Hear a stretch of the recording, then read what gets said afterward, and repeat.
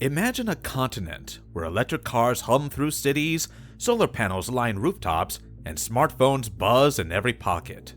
But behind Europe's green revolution and tech boom lies a hidden truth. China isn't just a trading partner, it's a lifeline. From the rare minerals powering your EV to the chemicals in your medicine, Europe's economy is quietly tethered to Beijing. But the dependency isn't just economic, it's political, cultural, and even psychological. Let's unravel the threads of Europe's secret reliance on China and why it's reshaping the future of the West. Europe's trade deficit with China hit 291 billion euros in 2023, a staggering sum that masks a deeper vulnerability. In 2022, the European Union imported approximately 362.8 billion euros worth of goods from China, making it the EU's largest source of imports.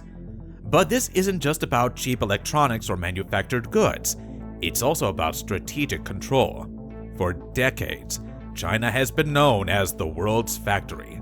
This label is more than just a catchy phrase, it reflects the reality that much of the world's manufacturing, including Europe's, is centered in China.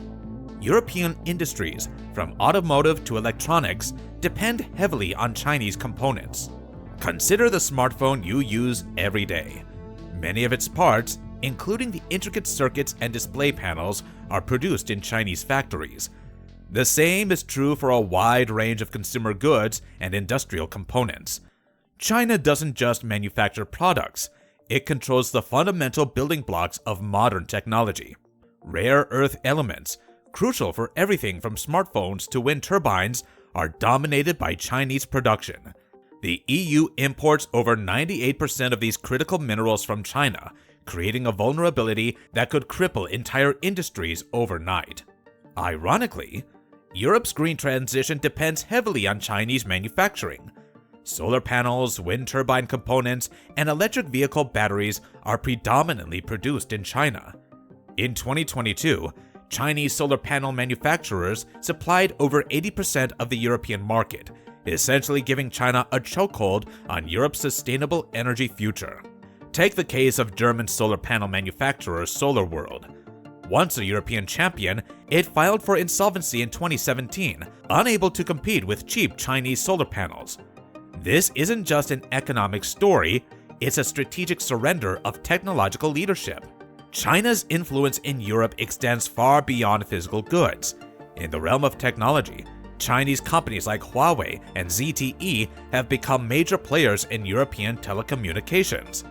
Despite ongoing debates about security and privacy, many European countries continue to integrate Chinese technology into their networks, citing competitive pricing and rapid innovation.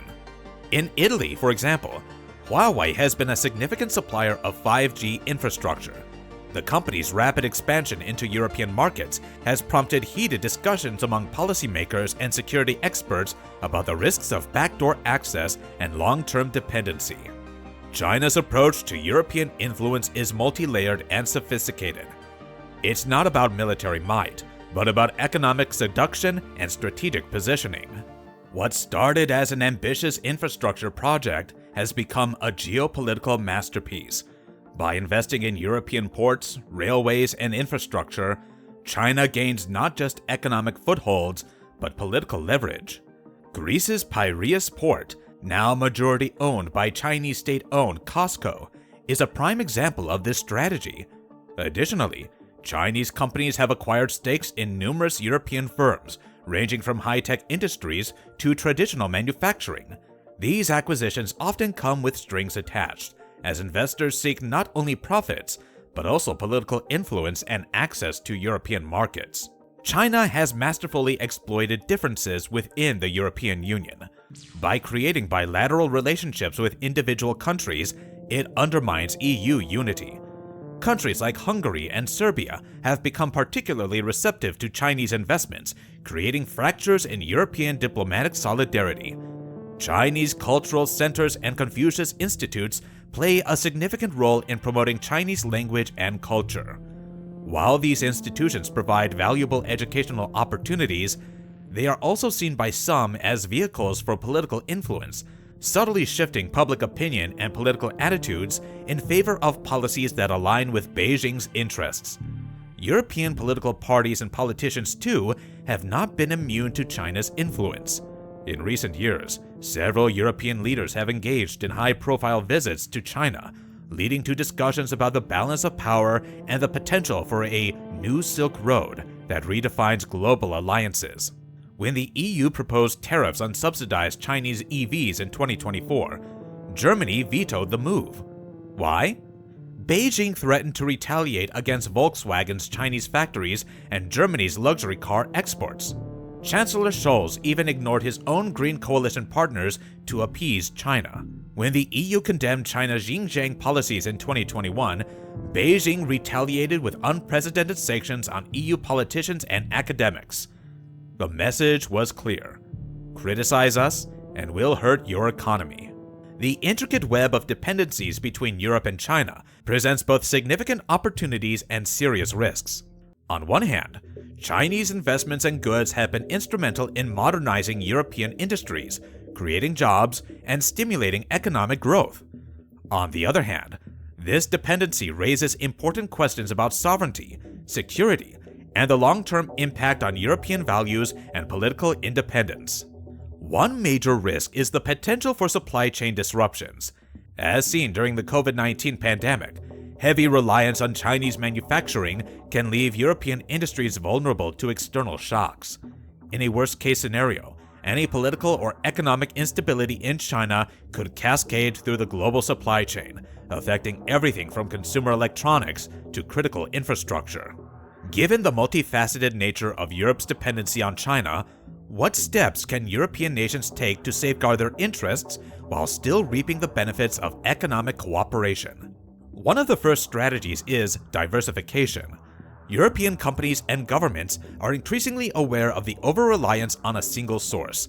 Efforts to build alternative supply chains, both within Europe and through other global partners, are gaining momentum.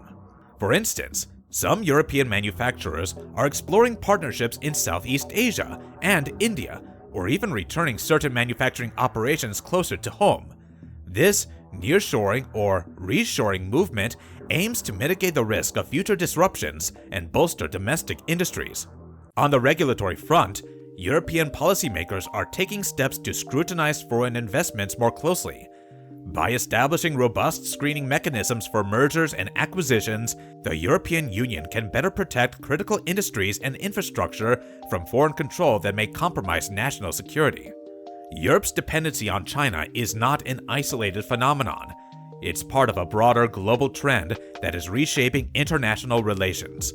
The economic model that has emerged, where developing nations leverage low-cost manufacturing and strategic investments to gain global market share, has far-reaching consequences. China's role as the world's manufacturing hub means that any shifts in its economic policies or geopolitical stance have ripple effects across global supply chains. European reliance on Chinese goods makes the continent vulnerable to price fluctuations, regulatory changes, and shifts in production priorities in China. Europeans' dependency on China isn't a secret, it's a ticking time bomb. As the US-China rivalry escalates, Europe risks becoming collateral damage. The question isn't if China will weaponize its economic power, but when. The EU must choose to diversify its supply chains, unite against coercion, and reclaim its strategic autonomy, or risk becoming a pawn in China's game of global dominance. Thank you for watching. If you enjoyed this video, don't forget to hit the like button and subscribe.